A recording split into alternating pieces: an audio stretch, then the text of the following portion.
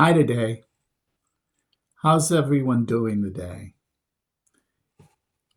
We're going to be talking about something extremely important to everyone in the country, something that affects rich and poor alike, the Trump tax cuts. These cuts affect everyone in the country, but the people that it affects most are the elderly, the sick, and the poor. It cuts Social Security, health care, housing assistance, and food assistance, not to mention programs like Light Heap, which helps people with heat and electricity. Now, in the Chicago area, we're hovering around zero, and it really is a hell of a time to start cutting people's heat assistance who need it the most. I was at the grocery store in Chicago Heights, one of the ones they have there. And the woman in front of me in line had a young kid and in her arms an infant and two other children. Um, she was using WIC, which is aid for low income mothers with young children, to buy formula. So while the cashier was going to get the formula, they keep it all locked up. I asked her, I said, I'm doing a little bit of a thing on YouTube, and I was going to be talking about the Trump tax cuts. And she goes, I'm terrified. I'm afraid they're going to cut my aid off. She goes, I was married and my husband was killed um, recently, about 3 months ago.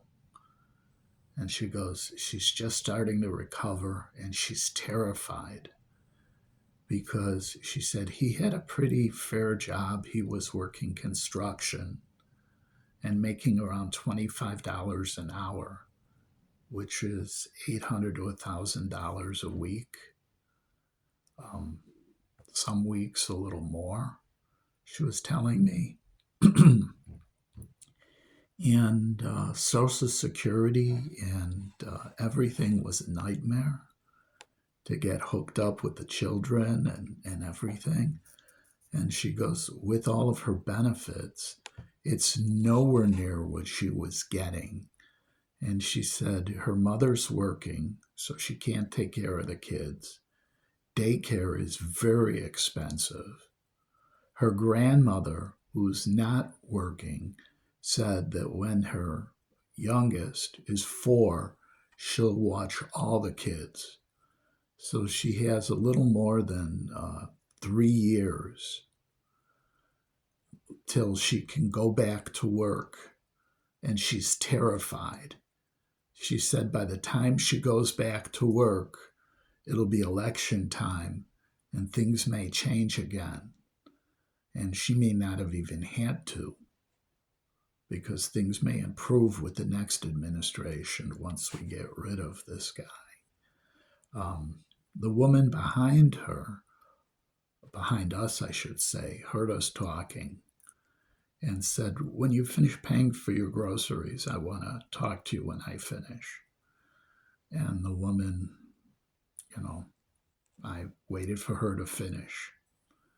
And she said to me, she goes, she's not on food stamps, link. She goes, but I have several friends, and they're all terrified that their benefits are going to be cut. It's causing a lot of stress in a lot of communities. Now, this is only food assistance. I didn't ask them about housing. I'm sure the same is with Light Heap, assistance for lights and housing. I'm sure they would be terrified at that too. But what I'm concerned about is the Consumer Protection Agency. The Consumer Protection Agency makes sure that people who, you know, have beefs with businesses that cheat them You know, kind of like Trump University did to its students, could recoup their money, made whole after they've been cheated. I mean, these tax cuts are willy-nilly. I mean, take a look. He even cut the people who watch after our nuclear missiles. They don't even know what the hell they're doing. They're cutting IRS agents. Now, people say no one likes the IRS, but with the extra IRS agents that Biden hired, they were able to recoup more tax dollars than what the cost of the agents cost. It was actually a positive benefit for the government. But people like big businesses and corporations that cheat the government out of taxes, well, they're the ones that are benefiting. It's not benefiting the common people. It's all a scam. I mean, the regulators that were killed, the agencies, I mean, they weren't physically killed, just the agencies killed. They were investigating Elon Musk, and he's the one who did it. It's kind of suspicious that you get rid of the people that are investigating you to save funds for the government, or you're really saving funds for yourself. How can we fix the system and save money? I have a few ideas. First of all, we need to change our healthcare system. A lot of it is funded. Low-income people get funded. Medicare, Medicaid, private insurance funds a lot of it. When people turn 65, 66, they're entitled to Social Security, health care. We need to fix that too, roll that all together, put that into a program similar to what they have in Europe, a single payer. I actually have seen single payer in action, both personally and watching the movie Sicko for the fourth time. My experience was as a kid on vacation with my folks in Germany. I got sick and I saw how single payer was, where they weren't charged anything because part of the hotel taxes that they pay covers their guests and their employees. The doctor came to the room. It was wonderful health care. Also, the cost of the drugs in the pharmacy were a fraction of the cost of what the drugs would be here in the United States. I was prescribed the same thing years later in the United States. It was like 3 years later when I was sick, same antibiotics, and they were over $5 a pill.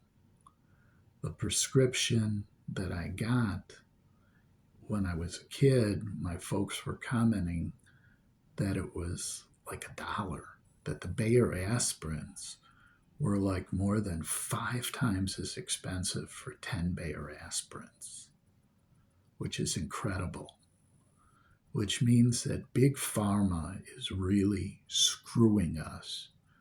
What people don't realize is that they say, oh, it costs millions of dollars to develop a drug, and they have the right to patent it, charge an exorbitant fee.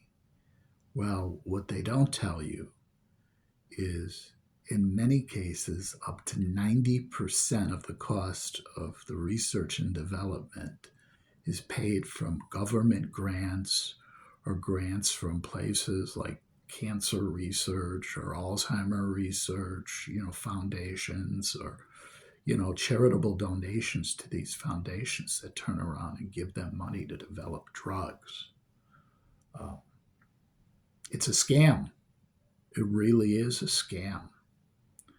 And I think that the government needs to step in and really hold the CEOs accountable and not with slaps on the wrists or fines, but jail terms, not in those white collar prisons, but maybe 5, 10 years, no parole in a place like Statesville or Attica with hardened criminals.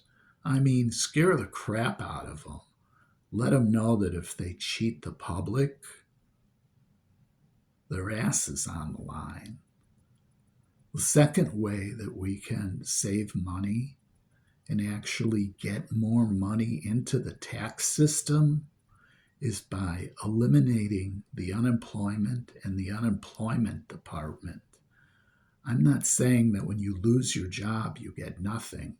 I'm saying we need to institute an employment association similar to the Unemployment Bureau. Something that's both put together by business and government, where people are trained for jobs. In other words, you're working at a retail store making $15, $16 an hour, and you lose your job, and you're given a test, and it turns out that you're very qualified to be able to be trained to work construction or to work high tech, where you would be making $25 or $30 an hour doing construction or doing high tech, God, maybe $40, $50 an hour doing programming or whatever. The taxes that would be raised off someone who's now getting $25 an hour rather than $15, or the taxes raised off of someone who's getting paid $50 or $40 an hour or more. More taxes going into the system, more money for the government, and pay them accordingly, raise the minimum wage. The federal minimum wage is like not even $10 an hour. It should be at least $15 or $16 an hour. If it was that, you would have more taxes coming into the system. The government would have more money. The budget would be paid off. The deficit would shrink to nothing. We would really have a booming economy. But no, the way it's set up now, the money does not go to the commons. The money is all going to the uber rich, the people who really don't need it, have more money than they'll ever spend. In conclusion, the Trump tax cuts only benefit the billionaires and millionaires. They hurt everyone else. They hurt the poor, the sick, seniors. They hurt the general public by ending agencies like the Consumer Protection Agency, which helps consumers who've been cheated by corrupt businesses.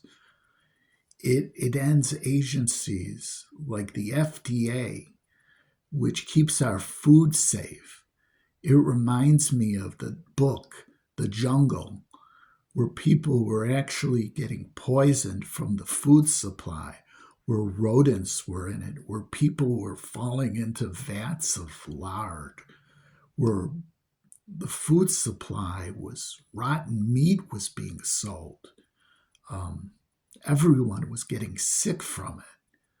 You were actually taking your life in your hands.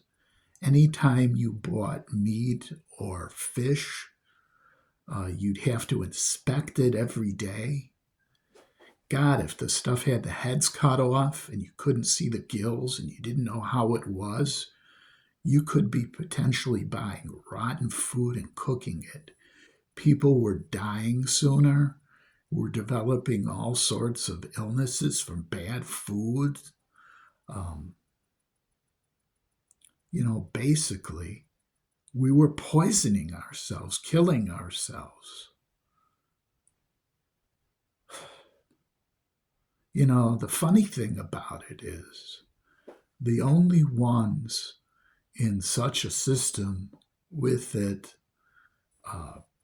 cutting these agencies, if you were buying food, and this sounds funny, you'd have to either buy halal or kosher meat because you'd need someone to actually have live animals and kill them and have them fresh.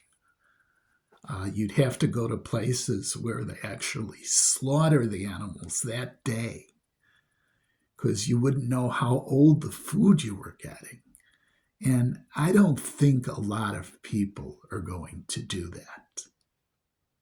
I really don't. Well, make America sick again. Not great.